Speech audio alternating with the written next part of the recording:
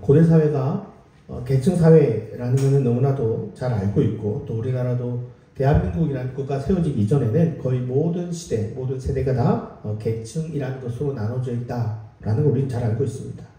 우리가 조선시대에만 봐도요, 양반, 중인, 상민, 천민 이렇게 나눠지죠. 그래서 각 계급에 따라서 직업의 한계선이라는 것도 있기 때문에 어찌 보면 태어날 때부터 그 사람의 직업은 각자 정해져 있다라고 봐도 틀림이 없는 것 같습니다. 양반은 어떤 문반이나 무반을 통해서 지배 계급으로 나설 수 있는 그런 신분이었고요. 또 중인은 기술이나 의관, 역관 등의 전문직을 할 수 있는 직업이었고요. 그런 계층이었고요. 또 상민은 농민이나 상인이나 또 수공업을 할 수 있는 그런 계층이었습니다. 또 천인은 또 노비 말고도요, 백정이나 광대나 무당이나 다양한 어떤 천한 직업군으로 역시 정해져 있었던 그런 신분이었습니다.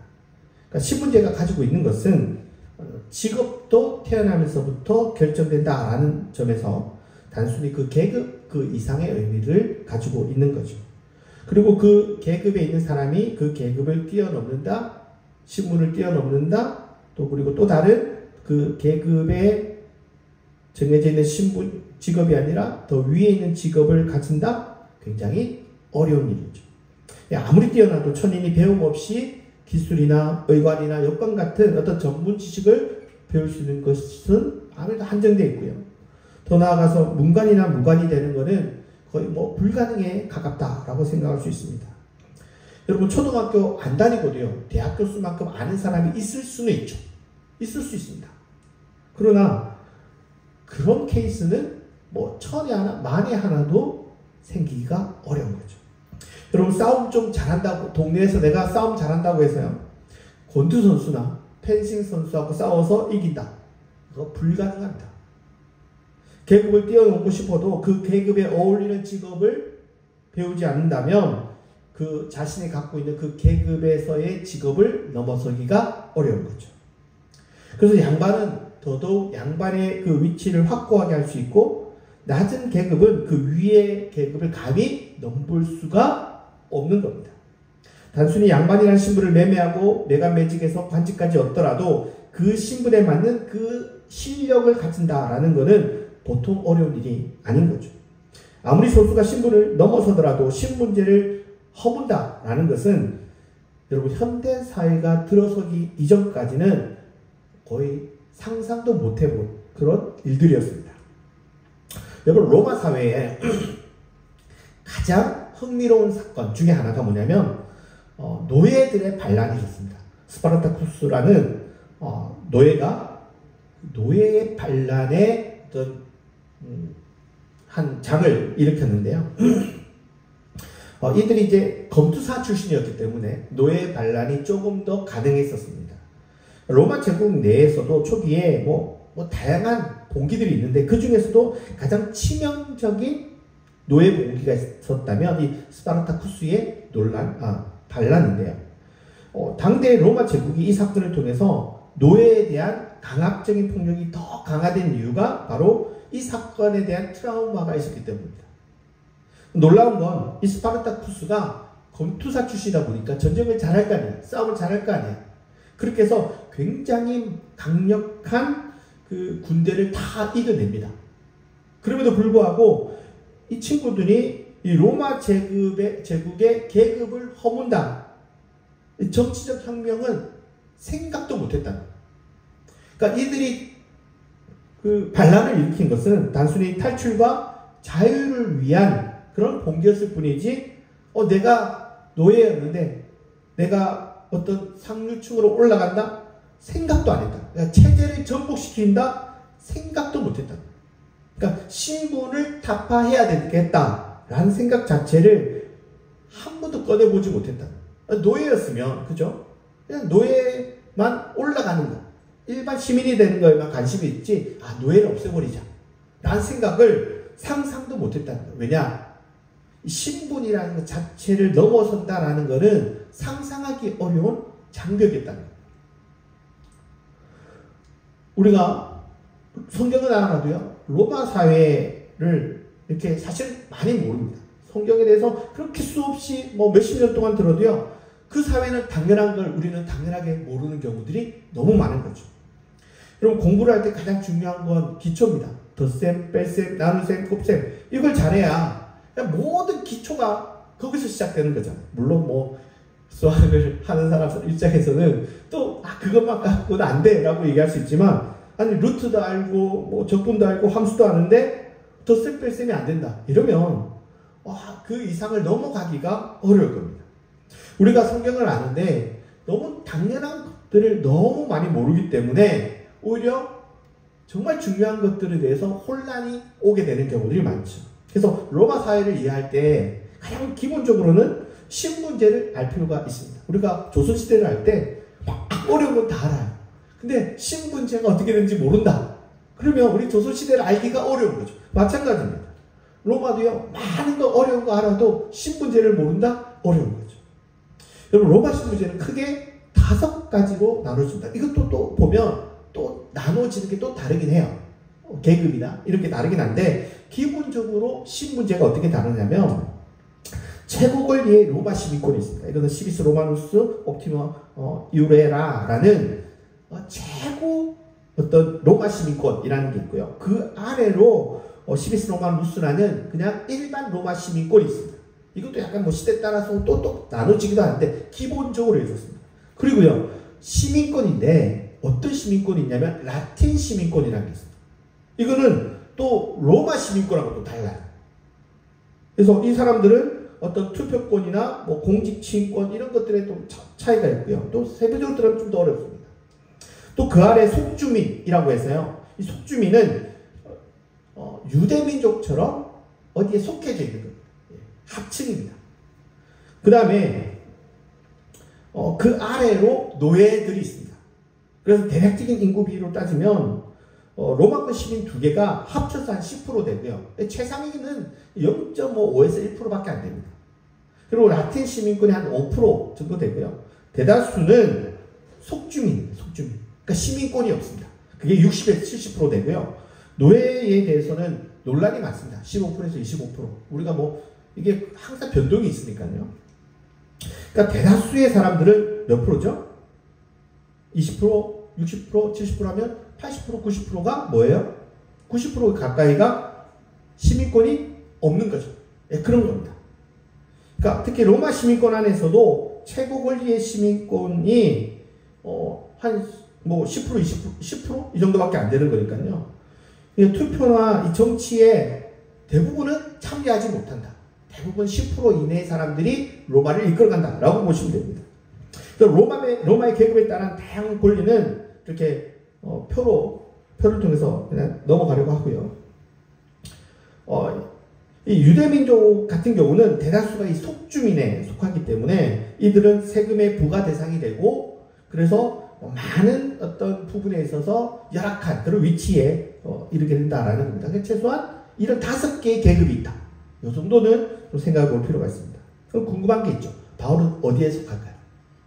어디에 속할까요? 상위 10%에 속하는 속할까요? 아니면 그 중에서는 더 위에는 그 1%에 가까운 그 최상위급 시민권에 속할까요? 아니면 라틴 시민에 속할까요? 네, 여러분 이게 그렇게 간단하지 않습니다. 여러분 학자들은요.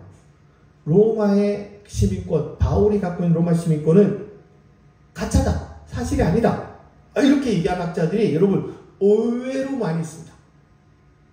왜냐하면 이거 정도가 되려면 최소한 상위 10%가 돼야 되거든요. 근데 바울이 상위 10%로 보기가 너무 어려운 거예요. 그래서 상당수의 학자들이 바울의 로마 시민권자 아니다라고 얘기하는 학자들이 굉장히 많았습니다. 그 이유 중에는 여러분 놀랍게도요. 사도행전에서는 바울이 뭐가 있다고 그래요? 로마 시민권이 있다고 그러죠. 네. 정작 바울이 직접 쓴 바울 서신 안에는 바울이 한 번도 나는 시민권을 갖고 있다라고 한 적이 한 번도 없는 거예요. 그러니까 자기가 쓴 건 없는 거예요. 거기다가 3번 태형을 맞았다. 이런 고백을 보면 법적으로 로마 시민권을 갖고 있는 사람이 판결 없이 뭐 채찍질을 받는다? 태형을 맞는다? 이거 불가능하거든요. 그리고 자기가 로마 시민권이 있었으면 나 로마 시민권이 있어 라고 얘기하면 이거 처벌할 수가 없습니다. 그런데 이런 일들이 벌어지는 걸 보면 바울은 시민권이 없었던 것 같아 라고 얘기한 이유가 사도행전이 어떤 문학적인 각색을 통해서 시민권을 있는 사람으로 그려냈다 라고 얘기를 하는 거죠. 하지만 다수의 학자들은 또 여기에 반대합니다. 그래도 로마 시민권이 있었다라는 것을 부인하기가 어렵다. 로마에 상소할 수 있었다? 이거는 시민권, 로마 10% 안에 드는 로마 시민권이었으면 절대 상소할 수가 없대요. 그러니까 바울이 잡혀가잖아요. 그거 자체가 시민권이 있기 때문에 가능한 거예요. 또 채찍형에 대해서 법적으로 항의를 했다? 그것도 10% 안에 들기 때문에 가능한 거예요. 근데 여러분 로마 시민권이요, 우리처럼 종이 이렇게 들고 다든지 주민등록증이 아니에요. 이만한 쇳덩어리입니다. 쇳덩어리. 그러니까 그거를 들고 다닐 수는 없는 거잖아요.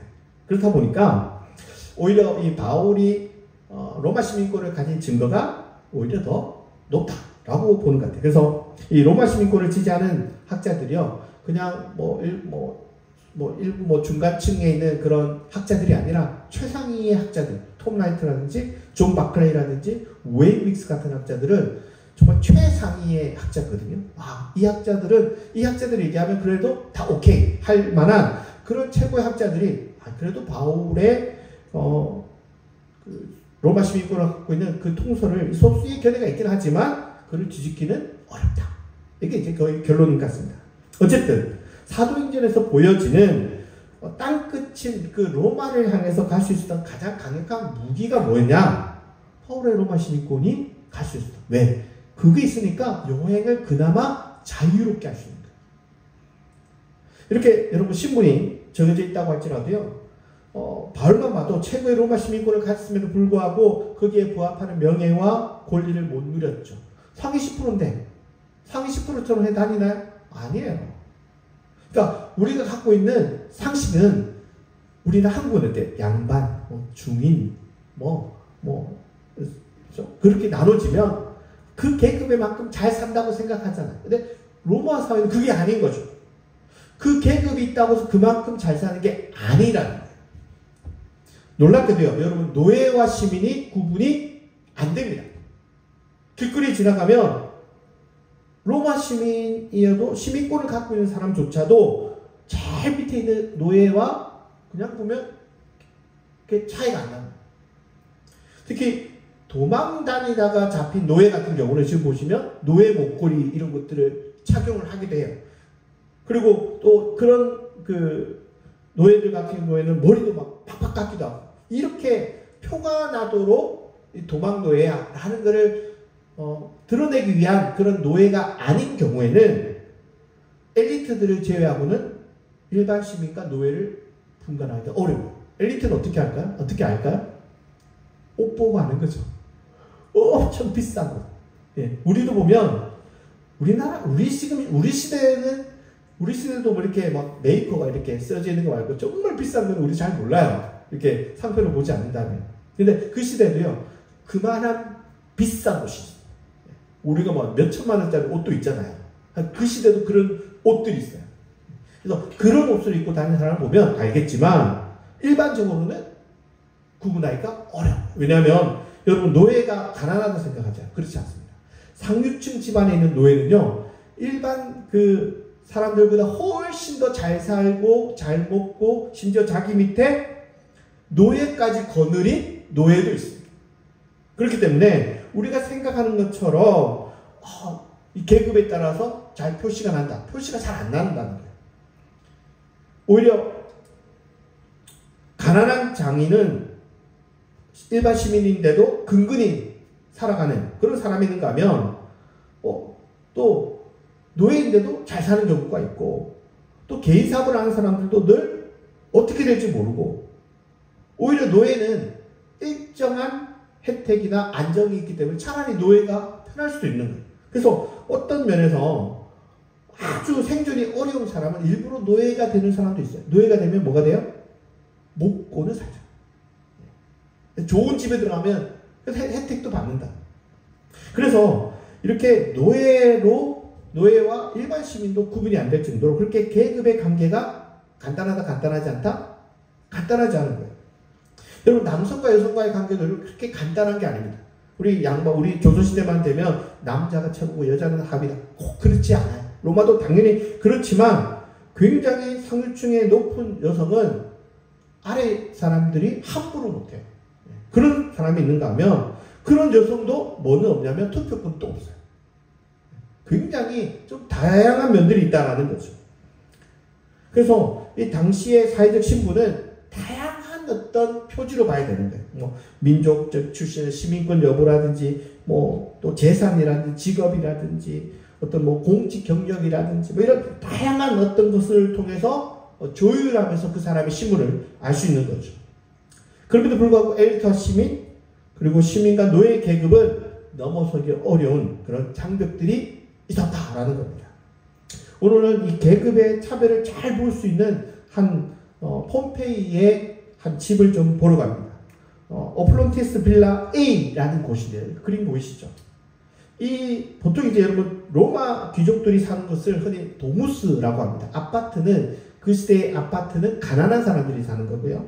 그냥 일반 주택은 굉장히 부유한 사람이 삽니다. 특히 도시 안에 일반 주택에서 산다?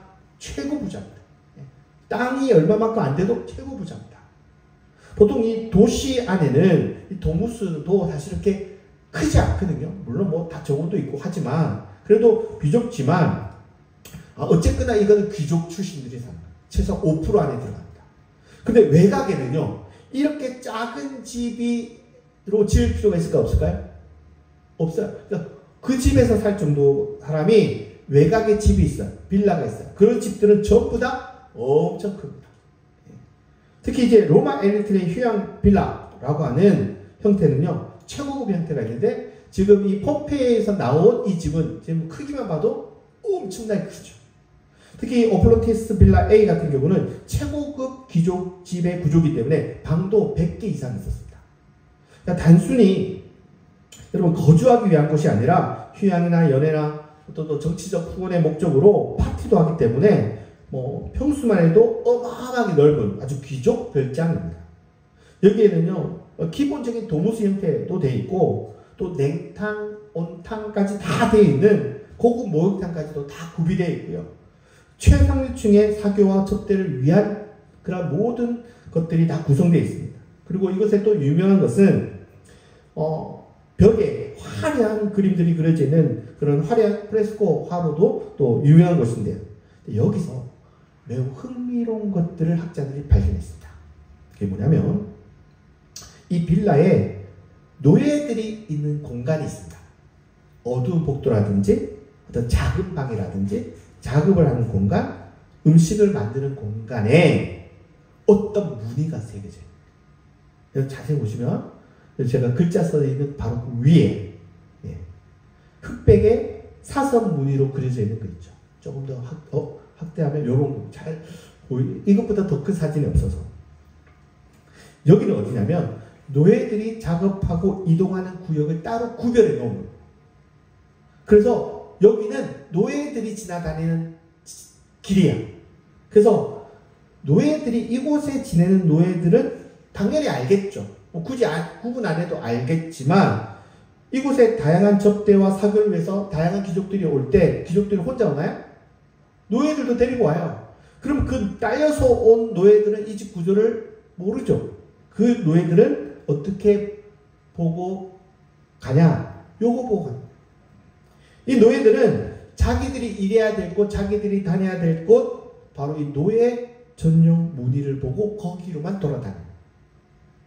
그래서 그 얘기는요, 귀족들이 있는 곳에 너희는 있으면 돼? 안 돼? 있으면 안 되는 거예요. 물론 이제 뭐 음식 갖다 놓을 때나 필요하지만 너희들이 평소에는 다른 길로 다니고 다른 데 있어라는 암묵적인 지시를 하고 있는 거예요. 귀족들의 음식을 나르거나 귀족들의 명령을 따르기 위해서는 물론 이제 귀족들 옆에 있어야 되는 경우도 있겠지만 기본적으로는 너희와 나는 달라. 다니는 것도 구별해 놓고 있다는 겁니다. 그래서 브루스 롱네크라든지 존 클라크 같은 학자들은 이 표시들을 신분 경계 표시 장치다 라고 얘기합니다. 흥미로운 건 노예들이나 귀족들이 다니는 복도도 기본적으로는 구별되어 있고요. 쉽게 얘기해서 부자들 다니는 길, 귀족들 다니는 길, 노예들 다니는 길 다르고 공간도 다릅니다. 또 아주 흥미로운 그림 중에 하나는요. 이런 그림이 또 하나 있습니다. 이건 뭐냐면 아래쪽은 얼룩무늬 그림이 그려져 있는 이거는 노예들이 다니는 길. 이 표시입니다. 근데 위에는 뭐예요? 빨갛게 화려한 벽화가 그려져 있는 거는 귀빈의 통로입니다. 근데 이 길은 이 두 개가 같이 있는 건 뭘까요? 이 두 길은 둘 다 다니는 길이라는. 그러니까 여기는 귀족도 다니고 노예도 다니는 길이니까 노예들은 조심해서 다녀. 귀족도 다니는 길이야. 라고 표시하는 거예요. 그럴 수밖에 없죠. 어떤 길은 같이 다녀야 되는 길이 있을까요? 이런 표시를 해놓는 거예요. 이렇게 해서 이 오플론티스 빌라 A에는 귀족과 노예의 차별적인 신분 경계 표시가 그려져 있는 거예요. 그래서 노예 다니는 길, 귀족 다니는 길, 그리고 노예와 귀족이 같이 다니는 길. 이렇게 표시를 해서 구별해 놓는 거죠. 근데 이런 표시가 이 집만 있냐? 그렇지 않아요. 이 폼페이 유적들을 보면 상당수의 집에 그 집의 신분 구별 표시들이 그려져 있는 거예요. 이 오플론티스 빌라 A만큼은 아니더라도 다른 빌라들도 이 귀족의 공간, 노예들의 공간이 어딘가 딱 보면 아 여기 노예들의 공간이구나, 여기는 귀족들의 공간이구나 알 수 있고요. 그렇게 아까 얘기한 오플론티스 A처럼 표시한 집도 있고 보면 이런 집들은 굉장히 유명한 집들이거든요. 여러분 보면 그 개 모양 있죠. 굉장히 유명한 개 모자이크입니다. 뭐 비극 시인의 집이라든지 여기는 또 베이티의 집인데요. 여기는 또 뭐로 유명하냐면 굉장히 화려한 프레스코가 그려져 있어서 아주 유명한 집. 이런 집들에서 전부 다 이런 경계 표시를 발견할 수 있습니다. 그래서 기본적으로 주인이나 귀족의 공간은 다 이런 식으로 화려하게 그려져 있고요. 반면에 주방이나 노예들의 방은 어떨까요? 정말 아무것도 없는 거예요. 그래서 노예가 다니는 공간은 굉장히 비좁고 좁게 설계되어 있고, 그리고 주인과 마주쳐야 되는 그런 공간에는 조심해서 다녀라 해가지고 어떤 비상 그림이 그려져 있는 거죠. 그래서 스스로 알아서 네가 있어야 될 공간에 알아서 잘 가 있어라 이렇게 구분하고 있다라는 겁니다. 그런데 학자들이 또 놀라운 발견을 하나 더 했습니다. 이 빌라 A에서 한 300m 떨어진 곳에 오플론티스 빌라 B라는 곳을 발견을 했는데, 여기서 화산으로 이 빌라에서 대피하다가 죽었던 것으로 보여지는 54개의 유골을 한 방 한 칸에서 발견했습니다.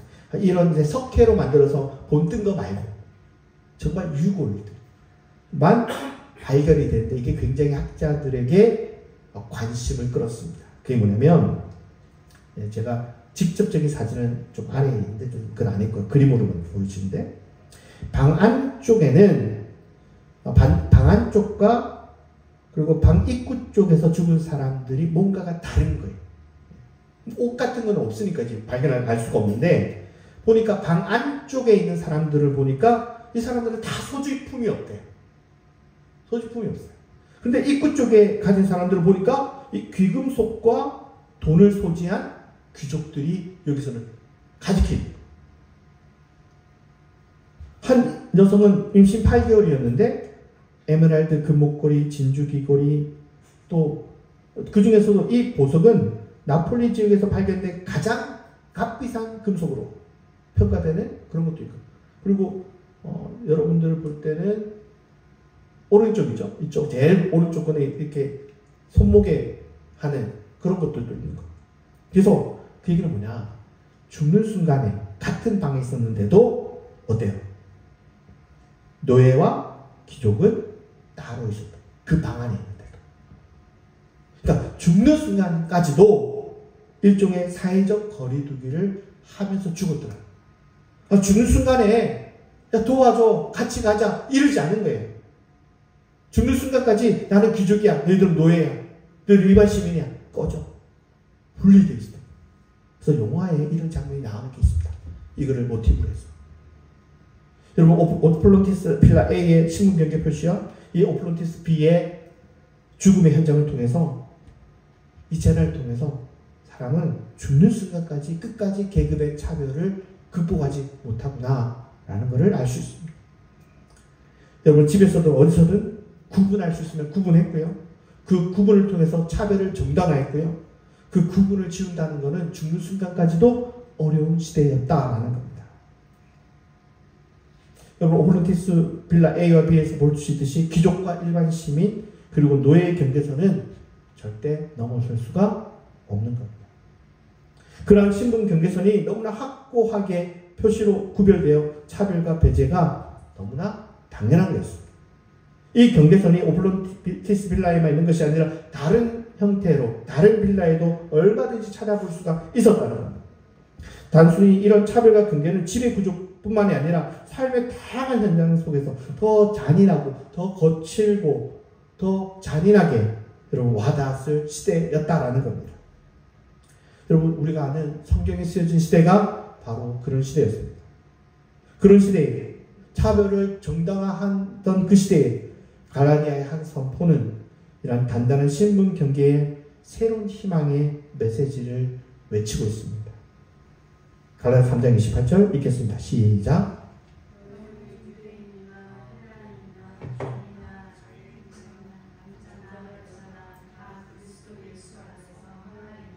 고린도서 1장 26절에서 29절도 한번 읽겠습니다. 시작.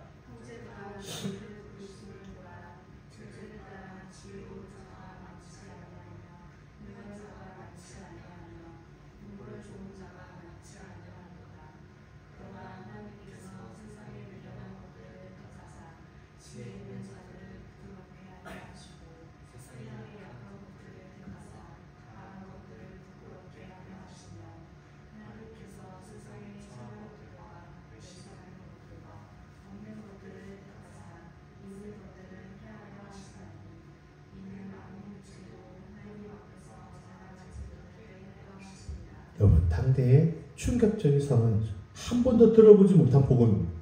여러분 스파르타쿠스가 노예 반란을 일으켜도요 이 신분 타파의 경계선을 타파하겠다 꿈도 못했는데 이 교회는 꿈을 꾸고 있는 겁니다. 인종이나 신분이나 성별의 경계선이 너무나도 명확했던 시대에 그 모든 구분이 다 해체되고 신분의 경계 없이 누구나 손을 잡고 마주보고 눈높이를 맞추는 놀라운 장면을 우리 교회에서 그 초기 교회에서 발견할 수 있는 겁니다. 여러분 1990년대에 한국 교육계에서 눈높이 교육이라는 말이 나오기 시작했습니다. 저는 이 눈높이를 맞추기 위해서 어른이 아이를 위해서 무릎을 꿇거나 몸을 낮추는 장면이 매우 인상적이었습니다. 왜냐하면 저희 때는 이런 거 본 적이 없거든요. 여러분 사실 몸을 낮추는 행위는 노예들이 하는 행위였습니다. 근데 그 주체가 바뀐다? 이건 매우 놀라운 어떤 행동입니다. 제가 알기로는 몬테소리가 어른이 아이에게 다가갈 땐 몸을 낮추고 같은 눈높이에 대화해야 된다 라고 말했던 것으로 아는데요. TV에서 연예인들이 아이들과 대화할 때 몸을 낮추는 경우를 이제는 좀 쉽게 볼 수 있습니다. 제가 생각한 어떤 제 생각의 첫 번째 그림은 이 강호동인가요? 이 스타킹이라는 프로를 할 때 이 덩치 큰 어른이 아이들을 위에서 내려보면 아이들이 겁을 먹을 거잖아요. 그러니까 이 강호동 씨가 아이들과 눈을 맞추기 위해서 그 큰 덩치의 사람이 눈을 맞추는 그 모습을 보면서 참 놀라운 어떤 그런 생각을 가지게 됐습니다. 이 옆에 있는 애 누군지 아시나요? 나중에 그 싸이의 그 꼬마 싸이로 나오게 된 애이기도 합니다. 하여간 당대의 교회의 행동은 이거를 넘어서는 굉장히 파격적인 행동이었습니다. 여러분 초기 교회가 일종의 신분 타파 프로젝트를 할 때에는 누가 할 수 있는 걸까요? 노예가 할 수 있을까요? 노예는 못합니다. 아무도 부자들이나 귀족이나 신분이 높은 사람이 노예와 마주했을 때 이 행동을 했을 것 같아요. 같이 식사하기, 서로 기도해주기, 서로 입맞추기, 같은 방식의 세례, 차별 없는 대우를 누가 했을까요? 귀족이나 상류층이 했을 겁니다. 여러분은요, 그 장면을 처음 목격한 사람은 사람을 미치게 하는 감동이 있었을 겁니다. 그 중에서도 저는 이 서로 발 씻기가 당대의 가장 정말 파격적인 행동이었을 겁니다. 우리는 발 씻는 게 일종의 예식처럼 하지만 그 시대 때는 발을 씻는 게 일상이잖아요. 일상.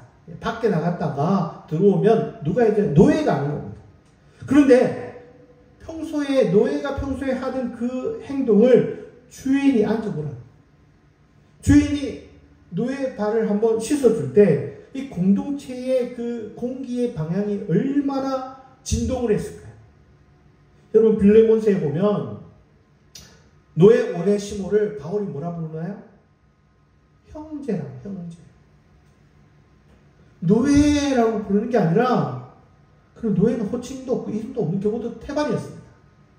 우리나라 조선시대만 해도 그 집에서 일하는 몸종들의 이름들은 뭐 마당새야, 그죠? 그런 이름이나 붙이는 거예요. 뭐 똥개야, 이런 이름을 붙이는 시대에 바울은 형제라고 그래요. 이 형제라는 그 호칭 하나만으로도 이 공동체에 정말 충격적인 그런 바람이 불어왔을 겁니다. 언어의 위계, 영성의 위계, 식사의 위계를 제거하면서 그 불가능한 일이 교회는 서서히 퍼지는 겁니다. 여러분 예수님을 믿는다고 하는 것은 이 믿음은 단순히 나 혼자 예수 믿고 천국에 입성하는 것만을 가리키는 게 아닙니다. 달라지는 겁니다. 뭔가 이 세상 사람들과는 내가 좀 다른 세상에 사는 사람처럼 다르게 행동하는 겁니다. 초기 교회는 혼자 천국 가는 사람들이 아니라 그 시대 사람들은 꿈도 보지 못한 천국 같은 모습이 어디 안에 있어요? 교회 안에 있었던 겁니다. 그리고 그거를 한번 해보려고 안간힘을 쓰는 사람들이었습니다. 물론 어렵죠. 불가능하죠. 또 그 안에 차별이 있죠. 그럼에도 불구하고 교회가 교회다워져야 된다는 생각, 그것이 조금 그 시대의 강력한 그 경계선을 허물기 시작했던 겁니다. 우리 가정에 내가 뭔가 좀 다르고 좀 내가 이제는 내 말씀을 좀 바꾸고 내 행동이 조금 더 달라지면서 믿는 자로서 뭔가 좀 다른 모습을 그려내야 되지 않을까, 만들어가야 되지 않을까, 우리가 우리 자신에게 그러한 기대를 하며 살아가기를 바라겠습니다. 기도하시겠습니다.